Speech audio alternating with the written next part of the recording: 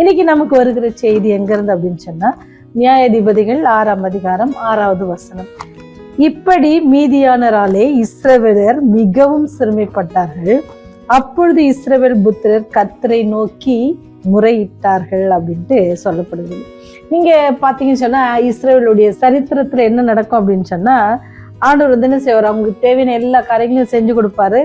மறந்துடுறோம். ஆண்டவர் நமக்குன்னு ஒரு வேகம் கொடுத்துருக்குறாங்க.